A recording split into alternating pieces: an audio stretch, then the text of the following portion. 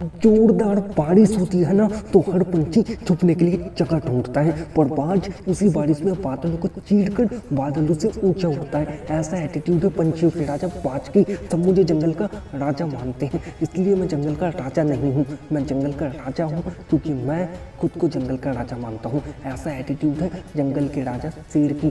शेर और बाज दोनों ही अपनी अपनी जगह पे किंग है, क्योंकि दोनों का ही एटीट्यूड बाकी सभी से अलग है। इसलिए एटीट्यूड बनाना है तो इनकी तरह एटीट्यूड बनाओ, तभी किंग बनोगे, तभी सफल बनोगे। तो आज 5 ऐसी बातें बताऊंगा जो हमें बाज और शेर से सीखनी चाहिए। नंबर 1, बाज हमेशा अकेला उड़ता है या फिर किसी बाज के साथ ही उड़ता है, पर कभी खुद से कमजोर पक्षी के साथ नहीं उड़ता। शेर भी हमेशा अकेला ही शिकार करता है, शेर कभी खुद से कमजोर जानवर के साथ नहीं रहता। इसलिए कभी खुद से कमजोर इंसान के साथ मत रहो, क्योंकि वो इंसान ना कभी खुद कुछ करने की हिम्मत करेगा और ना ही तुम्हें कुछ करने की हिम्मत करने देगा। नंबर 2, शेर कभी भूखा नहीं सोता। शेर को जब भी भूख लगती है तो सबसे पहले शिकार करता है, उसके बाद ही आराम करता है। इसलिए कभी भी अपने सपने को अधूरा छोड़ के सोना मत। जब तक सपना पूरा ना हो जाए तब तक के लिए सुख, चैन, आराम, बहाने, आलस, नींद सब कुछ त्याग दो। नंबर 3, बाज कभी मरे हुए जीव का शिकार नहीं करता। इसलिए तुम भी अपने मरे हुए अतीत के बारे में सोचना और अपने अतीत के बारे में सोच के खुद को कोसना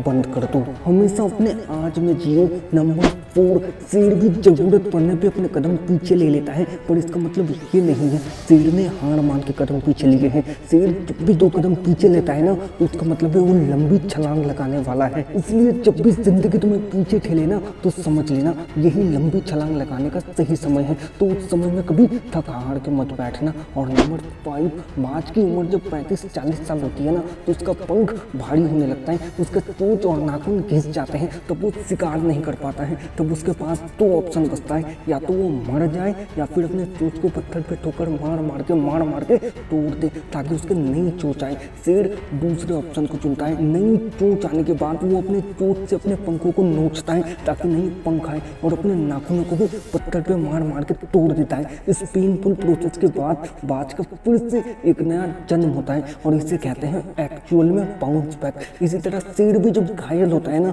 तो वो और ज्यादा खतरनाक हो जाता है। इसलिए जब भी तुम्हें चोट लगे ना, जिंदगी तुम्हें चोट पहुंचाए ना, तो और ज्यादा मजबूत बनना, बाउंस बैक करना।